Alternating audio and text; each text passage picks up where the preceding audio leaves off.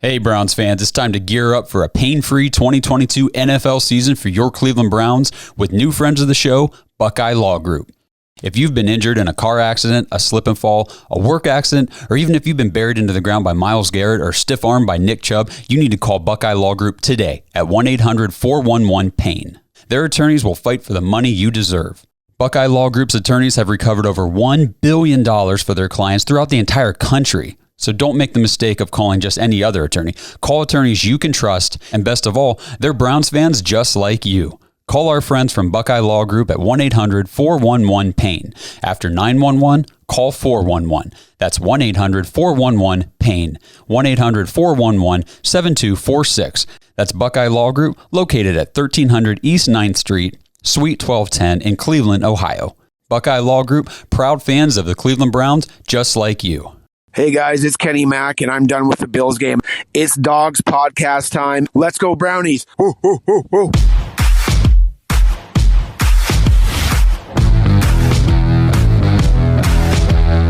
Welcome to the Dogs podcast with your hosts, Blake Reneker, Justin Charles, John Nye, and Josh All. What's up, Browns fans? Welcome back to another episode of the Dogs Podcast. If you'd like to get your intro in the show, head to thedogspodcast.com. Tap leave voicemail in the drop-down menu. No John Nye today. He's at work, slaving away for the man. Justin Charles, he was on dad duty today, so we got him here virtual. So we got 3 out of the 4 guys. Not too bad considering yesterday's game. We're going to get into all the gruesome details of yesterday's massacre. But before we do, I want to remind you guys to check us out on Facebook, Instagram, Twitter, and TikTok. If you're watching on YouTube, please like and subscribe. Make sure you tap the notification bell so you never miss a new episode. If you prefer to just listen to the show, you can find us on Apple, Spotify, and Google Podcasts. Lastly, if you're looking for more Dogs content, head to jointhedogs.com. Become an official Dog Pack member on our Patreon page. We have fantasy leagues going on. You get access to the private Discord, which is basically 24/7 talking about the Browns or fantasy football. So it's pretty cool in there. You get an extra episode every week. We do Dog Pack Member of the Month where you get free poster. I don't know if you can see it today because of the angle. A little bit. So you can see a little bit of the Dogs poster you get a free T-shirt. If you're in it long enough, at a certain tier, you get a free hoodie. So it's a pretty cool deal. You get access to all the Dogs pretty much 24/7. So if you want more content, you want to be able to talk to us more frequently, jointhedogs.com, become an official Dog Pack member. So Browns lost the game that we all knew we were going to lose. 31-23. I think it was typical Cleveland in terms of we all expected to lose this game, but we came out and we looked decent, and so they gave us hope. Yes. And, that's how you torture people, by the way. Like you don't just throw them in a dark hole and never pay attention to them again because then they lose hope and then it lost its effect. If you want to truly torture somebody, you keep dangling the carrot in front of them. That's how you torture somebody. And that's what the Browns have been doing to me for 33 years now. Mm-hmm. They're just dangling the carrot, torturing me every week during football season for my entire life. We start the game off well. Opening drive, touchdown. I saw some stat where we are like 0-6 or something on games where we score on our first drive, a touchdown on our first drive. Yeah. Well, I guess that would be because I was asking Justin before you came in, and I was like, how many games have we gone down and scored like right away on the first drive? I feel like it's been almost all of them, so it's been 6 apparently. Yeah, and we're 0-6. I saw 0-4. Okay. Was it 0-4? I knew it was something like that. I saw 0-4 today. So, okay. But either way, so we're coming down, getting leads. The defense, I thought, played well for a quarter and a half. I don't know if our defense was playing well or if it was Josh Allen's elbow. They didn't get into Detroit until 7:30 the night before. They didn't even know where the game was going to be. Yeah. I mean, this was supposed to be a home game for Buffalo, and they're traveling last minute. It's almost like once the Bills woke up, the defense wasn't playing well anymore. So I don't know if I attribute any of the good defense to our defense or if it was more the Bills just needed to realize the game had started. Well, and you guys correct me if I'm wrong on this because yesterday was sort of an interrupted watching for me because I was doing one family Thanksgiving yesterday while I was watching the game, so it was a little bit discombobulated. But I felt like in the first part of the game, the Bills were doing their thing where they were trying to pass the ball a little more, and I feel like the Browns' passing defense hasn't been too bad, Since the Jets game. Yeah, in recent weeks, it's the running game that really sucks. And I kept saying to people around me, like, because they're like, hey, the Browns might actually be able to pull this off. I said, they're going to start running the ball any minute. As soon as they start running the ball, we're done. And that's exactly what happened. Yep. We would be on a, 7-8 game skid if the Bengals ever would have figured out that they just needed to run the ball. They're the only team dumb enough to not realize that. Yeah. The season would be we'd be on quite the skid. We were outgaining them at one point 180-12 midway through the second quarter. Wow. Midway through the second quarter, we were outgaining them 180-12, and I think we only had a 3-point lead. Or, no, we had a 10-point lead. Jeez. Yep. That's crazy. 10 first downs. They didn't have a first down. Yeah. It almost, and they were selling out to stop Chubb. And Chubb was bad yesterday. He doesn't have bad games often. Yesterday was not a very good Nick Chubb game. They were selling, and they were just perfectly content with letting Jacoby throw it around in between the 20s because they knew once it got down to the red zone, he's not a threat to run. The windows get tighter. We're not going to score. Mm-hmm. So they were content to just let him move the ball between the 20s. We're not going to change our defense. Normally we start hitting some of these passes, teams kind of loosen up a little bit. We're able to start running the ball. The Bills said, nah, screw that. Go ahead and throw it around because we know your career journeyman quarterback isn't going to throw the ball 35 times and beat us. However many times he had to throw, 41. It's not going to happen. So we're not going to pull out of this defense. We're stopping Nick Chubb all game. We're not going to let him get going. That way now you don't have play action. Now you don't have half of your playbook, and we couldn't score. I mean, we had a ton of offense and only scored 23 points, and one of those touchdowns was – garbage time, a couple minutes to go. We had, how many yards did we have? We outgained them. We had 396 yards of offense and only scored 23 points. And at one point that was 16 late in the game. Mm-hmm. So it's like, man, their plan worked, which scares me because how many other teams are going to do that now? Now, luckily for us, we only got one more game without Deshaun where go ahead and play up tight, try to take away Chubb. And you get in the red zone, now you got Deshaun who can run, who can do some other things. But the Bills were just like, fine, we're gonna stop Chubb. Go ahead and let Jacoby throw it around. He's not gonna throw touchdowns on us. And it worked. Yeah. So that's kind of a little bit of a recap. We do have a decent amount of voicemails, so we want to go ahead and jump into those, make sure we get to all of them. So I'm sure they're super upbeat and happy. I'm not sure there's a positive note in anybody's voice in any of these. But here we go. This is Trace. Hey, guys. What's up? Just another day in Cleveland, I guess. Well, not Cleveland, but in Detroit. Again, defense, they played decently well in the first quarter, and that's about it. Jacoby Brissett, he played decent. I don't know what's going through Stefanski's head when he's going 2 QB sneaks in a row. So the offense continues to disappoint. The defense, well, we already know they disappoint us every week in and week out. The fact that Mike Priefer and Joe Woods both still have a job is absolutely ridiculous. They should have been fired, a couple weeks ago, honestly. I'm just so sick of watching this Browns team with so much goddamn talent, and they just wasted away because of poor play calling, poor execution, poor defense, and poor just everything. I've seriously been considering converting to a Vikings fan because half my family's from there, but I can't because I've been a Browns fan for my whole life, and my whole life has just been pure disappointment. So that's my only thoughts is boo-hoo. On to the next one, maybe next season. I don't know. So, love your guys' stuff. Keep it up. See ya. And that's the curse of every Browns fan. I've been a Browns fan my whole life, so what do I do? I'm here. This is it. I've committed. We're gluttons for punishment. Right. So, a couple things. One, we appreciate you listening, sticking with us, even though the Browns suck. Thanks for sticking with us through another dumpster fire of a season. I think we've said this before. The Browns might suck. Don't give up on them. Don't give up on us. And if you do give up on the Browns, just don't give up on us. Give up on us. We got you. Yeah. The 2 QB sneaks thing that he talked about, it almost seemed like Stefanski was like, okay, I'm not going to outsmart myself this time. We always QB sneak it, and it works.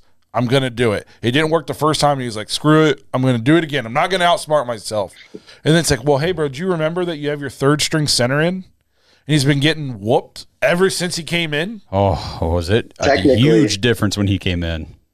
Technically, he's the fourth string center. Yeah, you're right. Because Dunn's on IR. Oh, yeah. So we're literally on our fourth center right now. So and it was blatantly obvious. The Bills' front four's crazy good. There, I think I said this in the preview. They lead the league in pressure rate with only bringing in 4 guys. So their front four is what we wish ours was. Right. But you had to think like, okay, yes, we QB sneak it all the time and it works. But this dude's getting his ass whooped all game already. He's a backup, backup center who played guard last week and was actually at guard like a few plays before he had to come in at center, I'm pretty sure. So it's like, bro, be smarter. In that run, I would have thrown the ball. This might sound crazy to some Browns fans because like there's still the people out there screaming about Nick Chubb not getting the ball enough. I would have abandoned the run in like the first half. It was obvious we could not run the ball. It was killing us. We would get a 5-yard completion, try to run the ball on second down, and it'd be 3rd and 9 because we'd lose 4 yards. We couldn't get an inch. The line was beat up. We were on the 4-string center. They were blowing us up. Chubb wasn't having a great game. I mean, Kareem Hunt was running better than Nick Chubb yesterday. The only thing we could do that they would let us do in between the 20s is they were letting us throw the ball around all game. I would have quit running the ball. Well, yeah, and I mean, and having the center go out, that's huge for the run game because, I mean, the center of the line is kind of the, what do I want to say, like the driving piece of the run game. I mean, and he's like he's the quarterback of the line. Right. Yes. You know what I mean? Mm-hmm. Like, he's very important. And Jacoby, I mean, we had the fumble. And it sucks, but you can't even get overly mad about it because he's taking snaps from a guy who plays guard. Yep. Yeah, I was going to say, yeah, he's our 4-string center, but he's not even a center. Yeah, so it's like how, it happened, and I was ticked, and then I'm just like, well, I should have expected it. This should not come as a surprise right now because this guy is not a center. He's probably only on the roster because he's a little bit of a jack of all traits. Hey, can you snap? Not great, but I can do it a little bit. Definitely not great, but can you play guard? I can. Okay, so they got him to kind of just fill in wherever he's needed. He's not supposed to be there long term anywhere. Right. So it just that was tough. So then I think I saw how many trips to the red zone we had. Like 6 trips to the red zone or something like that at one point and only had 10 points. Because we got another field goal blocked. Was it a field goal or extra point? Field goal. It was a field goal. Field goal. Dude, he mentioned we'd have to score a touchdown to get an extra point blocked. How does Priefer – I just don't understand how he has a job. Priefer and Joe Woods, like Trace was right. Like these two are still employed in the NFL. Like how? Why? I don't understand it. Their units are the absolute worst. I mean, we've watched a lot of bad Browns football over the years. This is horrible. I mean, because I was talking to people yesterday at the holiday and just saying, like, if you look at the Browns' defense, just look at the defensive roster, all the names on that paper, minus your defensive tackles. Any coach in the NFL is going to be chomping to get those names on their team. I mean, that roster is stacked and loaded with talent. Yeah, top and of the draft talent. Yeah, it's high paid. Yeah, talent. I saw. So speaking of the defense, I got. I actually sent this out. Let me pull it up here real quick. So this is. I forget exactly where I screenshot this from, but this is a reliable source. It says safety Grant Delpit has hinted players don't know their assignments. Defensive end Myles Garrett complained creating turnovers has been a lack of importance at practice. Another defensive player told me he's been frustrated by the lack of scheme changes, and I quote, "When shit ain't working, change it." He said, "We don't effing change anything."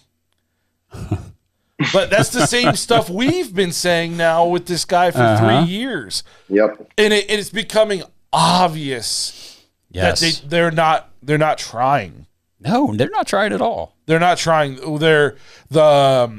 the season, I'm not willing to say the season's over until we lose this week, but the season's essentially over, and they're playing for a coach they don't believe in. So they mail it in now every week on the defensive side of the ball. As soon as one thing goes wrong, they just stop.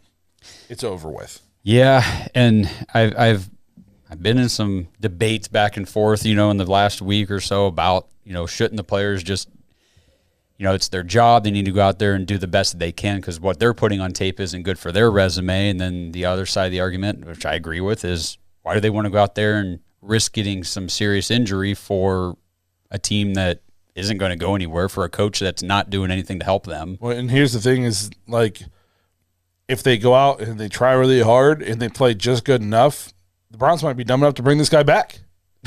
There's some of that too. You know what I mean? We have brought him back 3 years in a row. They got to make sure he's gone. Yeah. And so, he's clearly not inspiring anything out of them. It's like if he speaks, it's in 1 year, out the other. I don't like firing coaches mid-year. I definitely don't even like calling for people's jobs. The guy's probably a nice guy, probably has kids and a family. But if you suck and you're killing me every week, emotionally, spiritually, physically, then you got to get gone. It's a business. I mean, if you're not doing your job the way you need to be doing your job, then it's a performance industry. It's at the point now, it's like he's doing more harm than good by it. I get you don't want turnover in the middle of the year. It causes chaos. But I feel like you're doing more harm than good by keeping him around. Yeah, I think removing him now would actually be Kevin sending a signal to his team that I choose you guys. I'm choosing the team. I'm choosing what's best for the team over my friend or whatever the deal is with Woods. And I see this online. How can you preach accountability to your players, but you're not holding your coaches accountable? Right. You know what I mean? I mean, the Browns would have no problem cutting a player if he doesn't perform. LeCount's jobless. Yeah. But you won't cut the coach who's clearly not performing. I want Stefanski to come back. I think he could be a good coach, but it's like nut up or shut up time. For sure. And LeCount's a good example because I feel like maybe he wasn't as bad as he looked. Who knows? These guys all look horrible right now. I argue with people online all the time about that. I said you can't truly evaluate anybody on this defense right now. Half of them are probably playing out of position most of the time. They're not being utilized to their strengths. They're the most vanilla defense ever. Kurt Warner said it 2 months ago. He said this defense, and it's been this way for years now. Hint, the 3 years we've had Joe Woods, he said, it's so vanilla and basic. I know exactly how I would attack it if I was playing or coaching. Well, and you see that when freaking Mike Glennon throws for 300. Yep. Joe Flacco. It's just like, man, it's the same thing every week. We're a broken record. Go ahead, Justin. So just to touch on what you said about Miles and Grant, I don't know if you guys caught this. After the game yesterday, they went to Grant Delpit's locker and they asked him how to fix the trust in the run game, stopping it. And he said, in order to have trust, you have to know what you're doing. The fact, and then even Miles saying, we're wasting talent. The fact that we're saying, we have players coming out and saying, they don't know what they're doing. They don't trust the system. Like just saying it. I think we're getting to a point, and we've been saying for a while, Joe Woods needs to go. It's getting to a point where I think Stefanski needs to make a decision. Like, you're either going to have a friendship with Joe Woods or you're going to end up losing your job. I mean, and not only your job, but I think we're at the point where you're losing solid guys on your roster. They've given up. The fact that you see Myles Garrett sitting on the sideline by himself after the game, that's your defensive leader, and he's just sitting on the sideline by himself. And something has to change. Miles is trying hard to make it known that the defense doesn't want him there anymore. His quotes after practices and games, sitting like he's campaigning in the media without explicitly saying it, that he wants the guy gone. And we've all gotten on Miles before about his effort on a play-by-play basis. But at the end of the day, Myles Garrett is still an elite level talent at the edge rushing position, and I feel bad for the guy for being put in a system that doesn't utilize his strengths ever. He's always lined up in the same spot every time. We don't do anything up front to free him up. It's crazy. I think I read it last week. These other elite guys are constantly being moved around to help create favorable matchups. They're moved inside, outside. Sometimes they stand up. Miles is always in a 3-point stance, wide, rushing up the field every freaking time. It never fails. And I feel bad for the guy. It's true. Whenever you're the other team and you're scout teaming and practicing through the week, I mean, you watch tape on Myles Garrett and what Joe Woods is doing with him, and it's like, well, I mean, if you can block this one position they put him in, we're good. Well, what do they always say when you're going against a dominant defensive player? You got to know where he is every snap. Quarterback has to come to the line, and they got to find 95. Well, you know where to look. It's a quick glance. And yep. You can see him out your periffs. He's right there. And if he's not there, he's on the sideline. Every play. And so there's no creativity at all. I saw the updated standings, by the way. The Browns are 31st in the NFL in points allowed per game with 26.9. They're 10th in points per game with 24. So we're still a top 10 scoring offense, and I think we're top 10 in a yards offense, if that didn't go up, because we just had almost 400 yards. And Jacoby Brissett is currently 6th in the league in QBR, and we are, 3-7? Yeah. 3-7. Here's something before we move on that I think is interesting. Would you guys say so there's a lot of people saying Deshaun Watson can't fix this. He wouldn't be making a difference. We'd still be 3-7 even with Deshaun Watson. Do you think Deshaun Watson is do you think it gives you 3 points extra per game? Like, if Deshaun played every game, do you think we would be averaging 3 more points per game than we do now? Yes. Okay. So when people say he wouldn't make a difference, if we averaged 3 more points per game, we would be averaging 27 points per game and giving up 26.9. We would be winning more games. Essentially, yeah, we're tying, yeah. You know what I mean? There. And you have to think, if we're scoring more points, we have the ball more, they have the ball less, that goes down a little bit. That's what a lot of people don't realize is we would have the ball more. We'd pick up more first downs. We'd have longer drives. The defense wouldn't be out there as long as other teams wouldn't be able to just methodically pick us apart wherever they want. Yeah, I was talking to a guy on Twitter today. Not one of my arguments. This is a guy that we actually just kind of comment on stuff a lot. And he was saying, how could Deshaun be a significant upgrade over Jacoby? Jacoby's already, 6th in the league in QBR, and he's flirted with the top 5 all year. I said, it's not just QBR that Deshaun is going to be the improvement. His threat to run is a game changer. In the red zone, we're going to score more touchdowns, have to settle for less field goals. We'll hopefully be playing with a lead more, so now teams have to throw against us, negating our poor run defense. He changes the entire complexion of the game. It's not just, you can't just look at the QBR and be like, well, there's not that much more room for him to be better. No, he's going to make everybody around him better. And Jacoby, I love the guy. He's been great in the locker room. He's done everything we've asked him for. He's never played this well, ever. And I would bet he's probably going to get paid to be a starter somewhere, at least be another bridge quarterback, and he's not going to play this well. No. This will be his best campaign. This is Kevin Stefanski doing what Kevin Stefanski does. He hides the quarterback position or milks it for all he can. He did it with Baker Mayfield. Now he's doing it with Jacoby Brissett. Look at Baker without Kevin Stefanski. I mean, it's bad. Baker, there's a chance. I was talking with John yesterday. This might be Baker's last year in the league. He has proven this year he can't even be a backup. No. He played yesterday and was atrocious. It's rough. Everybody around Deontay Foreman did nothing yesterday. DJ Moore went back to doing nothing yesterday. So all these people who said he's a quality starter, no. Well, he'd be one of the best backups. No.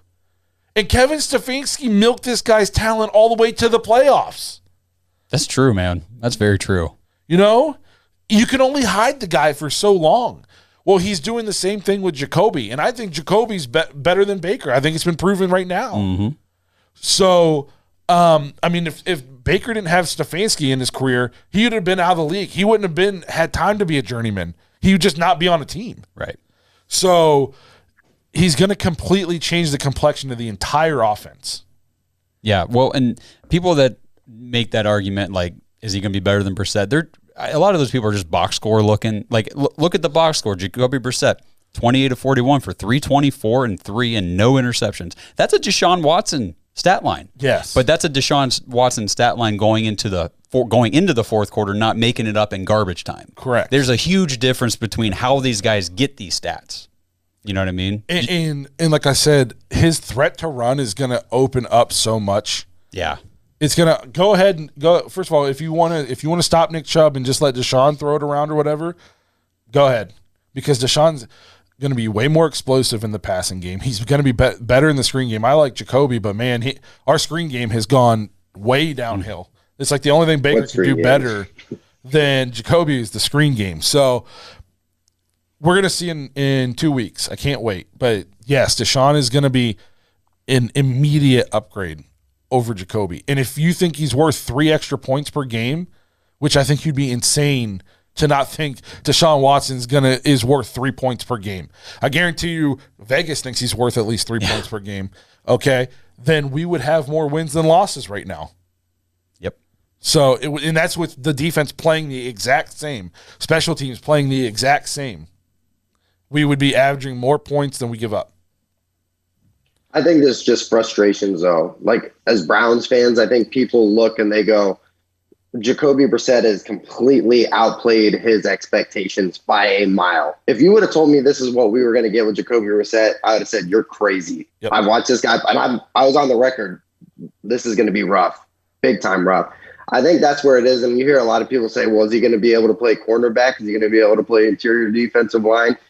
I'm just willing to – a lot of people that said that, you know, they're not fans of Watson or he's not going to – even that maybe Brissett should keep his job, have not watched Deshaun Watson play and got to watch what this kid can do. Yeah, go pull up a highlight. I mean, yeah, it's crazy. Like, even in college, like when he was with Clemson, you could tell that he was going to be special. The Browns messed up the first time even letting him get passed up when they traded that pick away. We should have just taken him. Turning the card, man.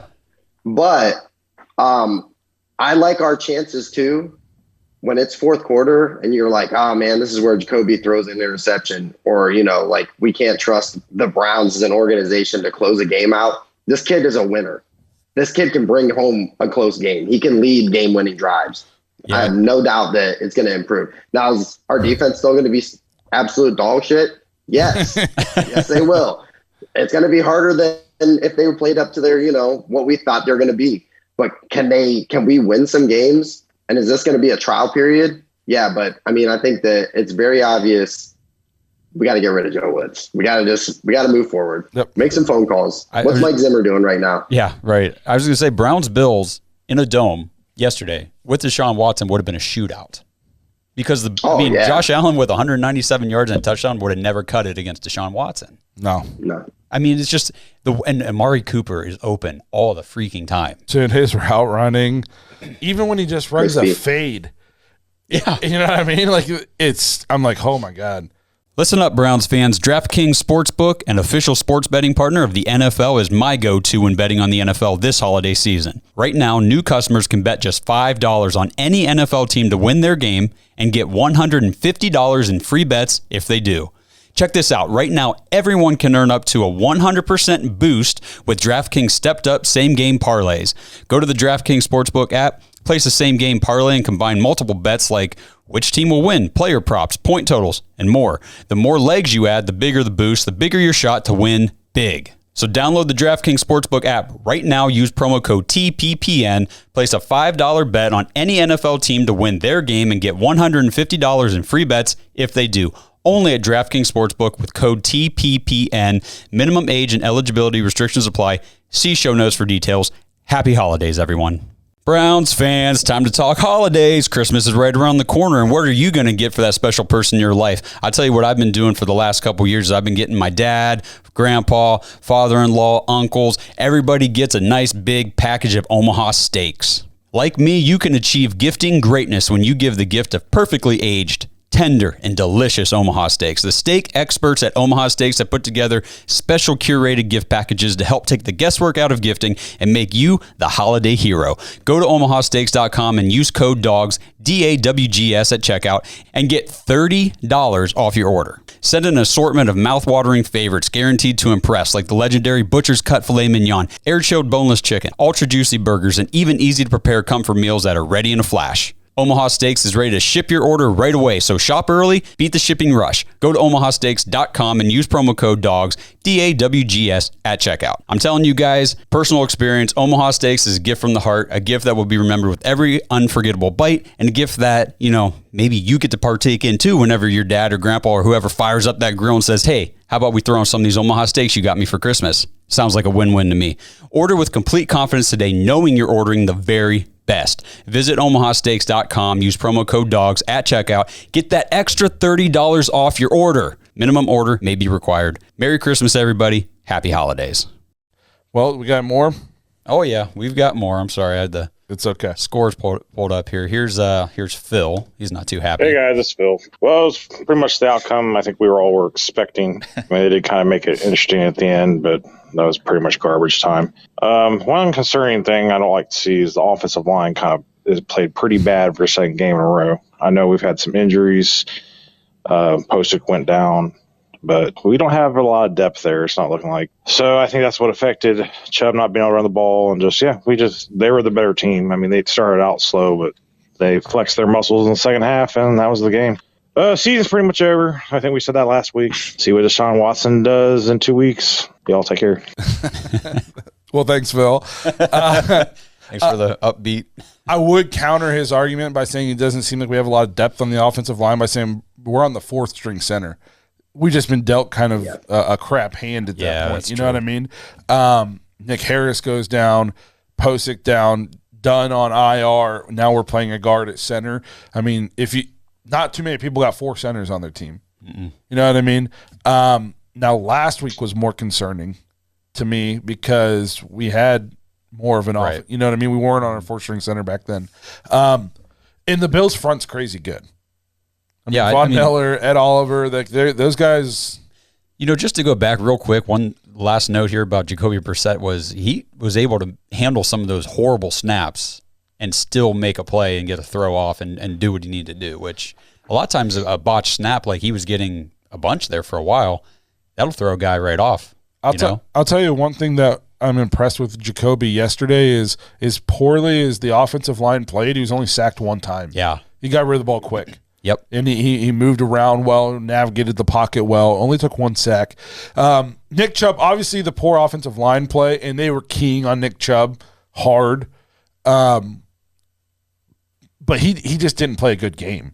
He had 14 carries for 19 yards for only 1.4 yards per carry. That's not Nick Chubb. No. And you can blame the offensive line, but, Kareem Hunt had 5 carries for 32 yards, the average 6.4 yards per carry. It doesn't happen often, but sometimes, Michael Jordan had bad basketball games. LeBron's had bad basketball games.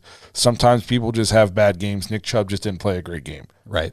So the line didn't help. They didn't do him any favors, but I don't know if he just wasn't seeing it. And like I said, they were keying on him so hard. When Kareem's in there, I guess there's a little bit, the Browns, have a tendency to outside run more, throw. Defense has got to be a little bit more aware. When Chubb was in, it was like, okay, go tackle. Even if he doesn't have the ball, just go tackle him. Right.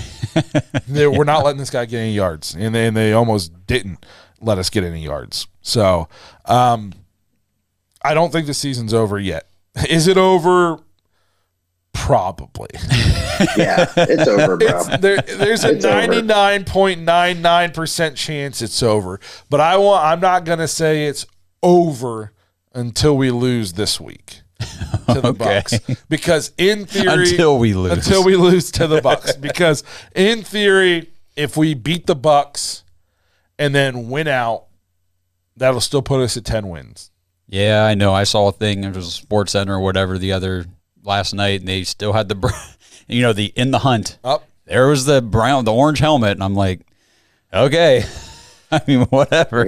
We can still get to 10 wins. Are we going to? Again, probably not. But it's not over until we lose to the Bucs. It ain't over till the fat lady sings, and you're right. She's not singing yet. No, but she's getting warmed up, man. She's in the green room doing some vocal exercises. Right. For sure. Yeah. But, hey, we appreciate your call, Phil. And like you said, let's just get to 2 weeks from now so we can watch Deshaun play. Yeah, right. Justin, you got anything before I play Kenny Mac's voicemail? No, go for it, bro. Hey guys, it's Kenny Mac. Another kick in the junk Monday. I just want to know your thoughts. Special teams, I just can't believe it. Maybe Blake, you can say something to this. You coach high school ball. When's the last time that you had a team that got 3 field goals blocked? Like, this is ridiculous. I don't agree with sitting D Bell. He's like the special teams ace for us, and it showed. I think we had 2 or 3 big returns. They had a short field, and that pretty much sums up the game. But, man, it's hard to watch this. Guys, give me your thoughts. Peace. So I'll say this: the Browns didn't sit D'Anthony Bell. He was injured. He was injured, and I was going to ask him what was wrong, and I forgot to text him. But I saw concussion. I saw concussion. I'll tell you what. I actually texted this out. The kickoff team was missing him because the last 2 weeks he set the tone early on kickoff team. Always, he's always there playing well, and it was obvious that he was not out there this week. Mm-hmm. So if you're watching, D Bell, we need you back. Yeah, buddy. Because I thought that was obvious on the kick returns and the punt returns. And then I don't understand how we keep getting field goals blocked. Do we not focus on protecting the edge, or do something? It's unreal. It really is. Is York kicking it too low? I can't imagine he is. So, Kevin Stefanski came out and said yesterday that it wasn't a protection issue, but it was more of a trajectory issue with the field goal. So, well, if that's the case, if this kid just keeps kicking it so low that they're so easy to block, then again, it's on Andrew Berry for picking him in the 4th round. It's on the coaching. If you know that his trajectory is bad, that should have been worked on from day one. Like, why would you not line this stuff up in the first days of rookie minicamp, put a fake line in there, and you can do the video angle and you can measure, and you know what I'm saying? Like, if he's got a problem with the trajectory, fix it right away. And I have a hard time buying that because I don't have the numbers right in front of me, but I would imagine he didn't get a bunch of kicks blocked in college. And the D linemen didn't get shorter from college to you know what I mean? Like they're 6'4" in college, they're 6'4" in the pros. That's BS. That's just him trying to be like, I don't want to fire this guy this week. We have golf plans or something. You know what I mean? Because I'm just not buying it. And if this one was a trajectory, then what about the one before and the one before? Right. So. And what about all the ones that don't get blocked? Yeah. And what about the long kick returns or the long punt returns? It's not just the block kicks. The special teams unit as a whole is terrible. Why is Ronnie Harrison on that hands team on the kickoff, on the onside kick? Why wouldn't you have a wide receiver out there? Yeah, right. You know what I mean? Ronnie Harrison's a below-average safety. And why do we not have a wide receiver in that position? Because that should have been recovered. It would have been a nice play, but it hit him right in both of his hands. So it's just like, and we talked about this on the hands team on kickoff return. He's got linebackers out there on the front row. Yeah. Maybe that's the norm in the pros, and I just didn't know it. But I feel like you would have corners, wide receivers. Maybe if you got like a stud linebacker who's got great hands, like a Luke Kuechly or something. But like the third string linebacker, nobody knows. You got him on the front line on hands team.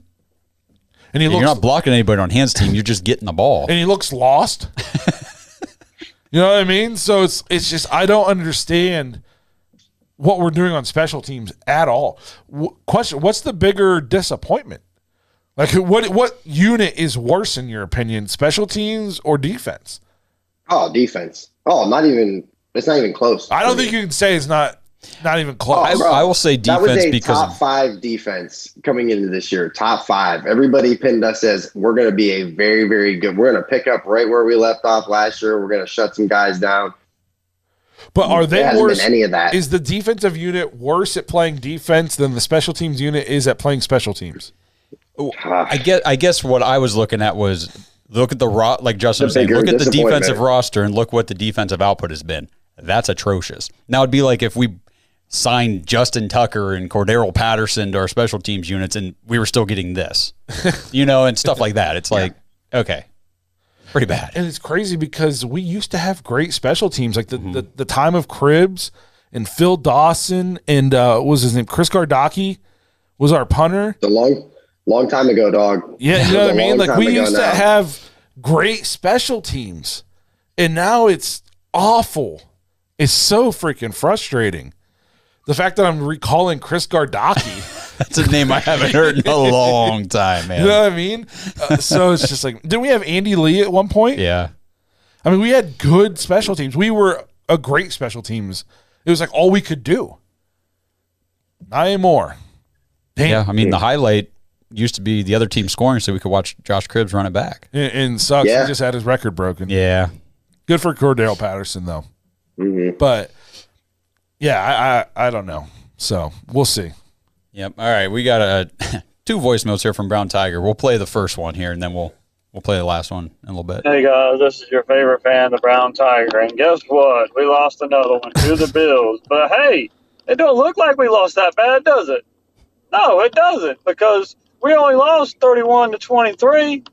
Yeah, that was because they gave us those points. It was in garbage time. But I guess it's officially Watson watch. And it's also DC watch, meaning Joe Woods, you need to be gone. I'm done with you and your defense. You couldn't stop a nosebleed from running the ball. Like a nosebleed. You couldn't stop a high school football team running the darn ball, much less an NFL team running the darn ball. I'm tired of this defense. This defense was what was supposed to carry us, and our defense has looked atrocious. The only thing I can say good about the defense is Myles Garrett and Jadeveon Clowney was getting after the quarterback as much as they possibly could. But that's the only bright side I have out of this defense. You cannot stop a nosebleed. Joe Woods, you know what. That's it. That's all I got to say. Yeah, we do know what. I'll say JOK had 12 tackles yesterday on the defense. So he 7 solos. I thought John Johnson played decent yesterday. He had a nice hit on that 2-point conversion. Emerson played. We just can't stop the run. No, not at all. And we've talked about this at length. That's on Andrew Berry as much as it is on Joe Woods. We knew all offseason that interior D-line and linebacker was going to be a problem, and we did not only did we do nothing to get better, we actually it seemed like we were okay with getting worse. Mm-hmm. We didn't bring back Sheldon Richardson. We didn't bring back – who else didn't we bring back? I forget who we lost the Maliks. Yeah, Malik McDowell and Malik Jackson. We had Billings. Yeah, Andrew Billings. We weren't even good last year. We were just less sucky. Right. You know what I mean? Yeah. And then this year, it's like Taven Bryan, there's a reason Jacksonville was willing to let him go, a first-round draft pick. Yeah. He's Jordan Elliott and Tommy Tagai. They are not NFL D linemen. And we got them starting. And I think they would have problems making other teams' rosters. Yeah. Well, the 2 things that we talked about all offseason that Andrew Berry was just like not addressing was D-tackle and wide receiver. And so far, Kevin Stefanski, what he's been able to do on the offense side of the ball with a lack of receiving talent with Jacoby Brissett, and his offense is just humming without any real talent aside from Cooper. Now, on the defensive side, you see what horrible coaching will do. You got crappy D linemen, and it shows. They're even worse than crappy. I'll say this about the offensive side of the ball is DPJ is having a good year. Mm-hmm. I think he's solidifying himself as a really good number 2 wide receiver. Cooper's obviously awesome, and Njoku's been injured, but he was playing really, really well up until his injury. I think if everybody's healthy when Deshaun gets back, I mean, this offense could be crazy good. I'm excited to see Kevin call an offense with an elite level talent at quarterback. It's going to be so awesome because we've been watching him drag sorry quarterbacks as far as he can, and I feel bad saying about that about Jacoby because he's doing everything we want him to do, but I don't feel bad with our last quarterback. But no, it's terrible, and I just don't understand. Is it Paul DePodesta? Is he in Andrew Berry's ear like, no, hey, bro, we don't need defensive tackles. It's okay. When I was in Oakland, we didn't have a single defensive tackle, and Andrew Berry's like, that was the Athletics. Wrong team. There is no defensive tackles in baseball. It's like, hey, oh, dang. So, yeah, it's just like I don't understand. I've never heard of a defensive philosophy that's like, let's be soft up the middle. I've never heard of that. I mean, well, you're seeing how it works. It's terrible. I might be able to go up and get a couple snaps at D tackle for us. I mean, what would you do? Just let guys run past you? That's all you got to do. And we let Sue just sit there on the open market for weeks when we knew that we had a glaring weakness at that position. And then he just went in and he's just joined probably the best defense in the league, and then just solidified their, because they were having issues with the run game. Oh, here, enter Ndamukong Suh. I'll say this though, I just don't know if he was going to come to Cleveland. Well, and that's the thing. We might have tried, and he might have just said, no, I see what's going on over there. No, thanks. No way. Yeah. I would. I watch your guys' defense. I see Myles Garrett out there just shaking his head. I see these guys, what they're saying after the game. I'm not coming to play for Joe Woods. No. Screw that. It's rough. All right. Last voicemail here. Hey, everybody. This is the Brown Tiger, and we got another loss on a Sunday. This makes no wins on Sunday games. We've only had a win on a Thursday game and a Monday game. Yeah, guys, we suck. But, hey, why not? Let's do the Watson watch, We got one more game before he comes back. All right, well, let's go, dog. We had to win. We did get one. Yeah, as I said, we won the opener. Barely. Yeah, barely. Barely. On a Cade York field goal, barely. Remember when we made that, too, and we were like, look at us, we're 1-0. Yeah. Going back to that, I can't believe how we let Baker Mayfield almost beat us. Watching how his season is gone. I mean, he's horrible. If you watched the first 3 quarters of that Panthers game too, you were like, this guy sucks. I was just laughing. I was watching. It was comical how many times we were knocking passes down at the line of scrimmage. It was so bad. And then all of a sudden it was just like, oh, we're not going to cover anybody. Like I think I said back on the episodes, it's not like Baker diced us up. We just didn't cover people. That's true. They were just wide open, like going on air. And it took a miracle to win that game. You realize we're like a questionable roughing the passer call away from being 2-8 with a loss to the freaking Panthers. Ugh. Ooh. There's only one team in the league that has a worse record than the Browns. Just one team. There's a lot of teams that suck, and they have 3 wins. There's only one team that's worse than the Browns. The Texans? We're sending them a draft pick. Yep. That's probably a top 10 draft pick. Yeah, Texans got 1 win, but it's crazy. Yeah, we got to win out. We got to win some games down the stretch with Deshaun, so we're not giving them let's give them the 11th pick. You know what I mean? Teams we talked shit about and we said were awful and terrible and not well run and didn't have a lot of talent have probably the same or better records than we do. The Steelers are awful and they have the same amount of wins as us. Indianapolis fired their head coach 2 weeks ago and they have a better record than we do. The Lions have a better record than we do. Correct. Yep. And they also have the same record as the Packers, by the way. I knew it. I knew it was coming. Your weekly update. Yep. You guys just wait till the end of the year. If they finish above the Packers, I know you're doing that episode by yourself. I'm going to be insufferable. I can't wait. No, it's just like, man, you go look at some of the teams that have the same amount of wins as us or better records than us, and you're like, there's the Bears. The Bears suck, and I think they have the same amount of wins as we do. Yeah, I think I watch teams, and I'm like, man, Denver's awful. Man, Washington, I'm not really sure what they got going on. Washington's All those teams are. What's Washington now? They got 4 wins, I think. Yeah, 4 and 6 or something like that. Might even have. I think they're 5 and 6. I thought they were 5 and 6 after starting 1 and 4. Oh, either way, because Heineke's only lost 1 game since he came in. By the way, I used to say last year that Taylor Heineke was better than Baker. Washington's 6 and 5. 6 and 5. Okay. Oh man, that's with Taylor bad. Heineke playing quarterback, and I say that, but the dude just wins. I mean, I don't know. I like Taylor Heineke. One thing that I meant to mention with the offense, I forget what quarter it was when it might have been second quarter, but we were down there on the goal line. Jacoby hits Harrison Bryant in the hands at the goal line. All he had to do was catch the ball, and he falls in the end zone. He missed it. Oh, my God. And then it was either, what did we do, try to run, or it was either very next play or 2 plays later, he throws the ball. Next play, back of the end zone to Pharaoh Brown. Hit right him off the hands. Right in the hands, dropped it, and it was like, that's a killer. You know, you get Jacoby was playing very well yesterday. The 2 drop touchdown passes. Harrison Bryant, we had a lot of high hopes for him, and maybe with Deshaun, we'll see. Sometimes when he catches the ball, like he caught the ball in a yesterday and made a nice move, and I was like, there's the athleticism that we supposedly saw, but the dude fumbles and drops like a decent amount. It's a little bit disappointing.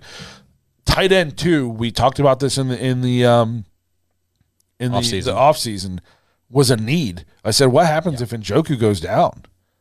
And we see it. Harrison Bryant's our number 1, and it hurts the run game as much as it hurts the pass game because Njoku's turned into such a good run blocker. Correct. So tight end 2 is definitely an area of need for the Browns next year, 100%. That's all the voicemails, right? That is. Yep. So before we wrap it up, we appreciate everybody calling in, by the way. Phil, Brown Tiger, Trace. We appreciate it. You guys always calling in. It makes Kenny Mack, obviously. It makes these episodes easier. One thing I want to touch on before we wrap it up. I saw this thing on Twitter yesterday. It says, fire the coaching staff, not getting it done. Okay, I understand that. I better hear emotion in the after-game presser. Where do you guys stand on this? People complaining that Stefanski isn't like mad enough or something like that in the post-game press conference. Like he's not emotional enough at the podium for these people. What's the guy supposed to do? You want him to get up there like and look like Dwight in The Office when he's giving his like salesman of the year speech? Like, I mean, what's he supposed to do? That doesn't accomplish anything. It does nothing. And it's, why do you want him to go out of character? It just, to me, that would be corny to see him like getting up there and just all of a sudden be like screaming and yelling. It'd be like on Hard Knocks when Hugh Jackson was like dropping F-bombs and trying to be a hard ass and stuff. And it was like, I don't think that's Hugh Jackson. No, like Hugh Jackson is like one of the fakest dudes. I know, it was so stupid. But you know what I mean? Just like what we liked about Stefanski his first year is how calm, cool, and collected he was. Never got too high, never got too low. I get more irritated that when we do something sweet, he's not pumped about it. Then after the game, him pretending to like show all kinds of emotion. What do you want him to do? They're like, he just says the same thing every week. Yeah, it's called coach speak. Bill Belichick hasn't said anything at the podium in 20 years that you can take anything away from. No, his pressers are, oh my gosh. It's called coach speak, coach talk. That's what you're supposed to do. You take care of things in-house. You don't go to the podium and throw players and coaches under the bus to the media. That's ignorant. I don't understand what people want. I think that's it, though, I'm with you. I know exactly what you're saying. I think the problem is you want to see some kind of change or adjustment or something addressed in the upcoming game. You just don't ever see that. Yes, I think the part. I think, and that's where people want to see that. I don't even know if they're yelling for, I want emotion. I want some change. Yes. I think that's really what it comes down to. But I think it'd be super corny to see him come out in a press conference and yelling and screaming, and then the next week nothing changed. Right. Like, well, what were you yelling and screaming about? Like, yelling and screaming doesn't do anything. I need actions, not words. Yeah, the pressers mean nothing. Like, I don't care. It doesn't mean anything. I'm glad he handles it the way he does because he doesn't make an idiot of himself in any way. Go in and fire Joe Woods. Do something. That's like exactly what Justin's saying. To his point, the fans, everybody who's complaining, they want action. They want something to happen, and that's what we need. That's what needs to happen. Yeah. You mean it wouldn't be sweet if like he came out like Greg Williams? He was like, "Get in there, you goofball! If you're wondering why I cut your ass, look at the tape." Now, don't get me wrong. I've loved Greg Williams' mentality like that. But that's because that's who he is. If Kevin Stefanski came out and did that, everybody would be like, this dude. It'd be like when Brian Kelly went down to LSU and started speaking in a Southern accent. You know what I mean? Like doing the video. Doing the video with the dancing behind his player. Yeah, that was rough. That was not a good one. One of the craziest things I've ever seen, dude. If you haven't seen the Brian Kelly video and then that guy didn't pick LSU, he went somewhere else. Like, no kidding, he probably felt uncomfortable. Correct. I felt uncomfortable just watching the video. It's, man, the way you got to recruit players these days, I guess. But yeah, I just let Kevin just handle the press conference. He's not giving anybody any headlines. Right. You know what I mean? Like, do you want Freddie Kitchens back? You know, after every press conference, so there was, the front story on ESPN was about another dumb thing that Freddie Kitchens said. It's like, no, that's stupid. Don't be dumb, guys. And this is why I just really hope Kevin does the right thing here, because I don't want him to lose his job. I think he is a really good head coach. I think he's got what it takes for this league, but man, he is hitching his wagon to the wrong people. Yes, he's got to make some changes. He's not if he stays with these guys, then he's going to be gone. They're going to drag him down. And I think the only thing saving him right now is the fact I think him and Andrew Berry, I get the sense like they're tight. You know, like they're on the same page, and so Stefanski's safe. But you got to think Andrew Berry's like, hey, man. We all see it. I just don't understand how this isn't blatantly obvious. So we'll see. But we're going to go ahead and wrap this thing up. No sense in talking about this game any longer. I'm depressed enough. We appreciate everybody who called in and left us a voicemail. If you ever want to get your thoughts on the show, you want to hear your voice on YouTube, head to thedogspodcast.com. Just tap leave voicemail in the drop-down menu. If you want some more content, if you want to check out the after-hours show this week, it's going to be a good one. Jointhedogs.com. Become an official Dog Pack member. Come hang out with everybody in there. And we will see you guys on Thursday for our Buccaneers preview. Until then, stay safe.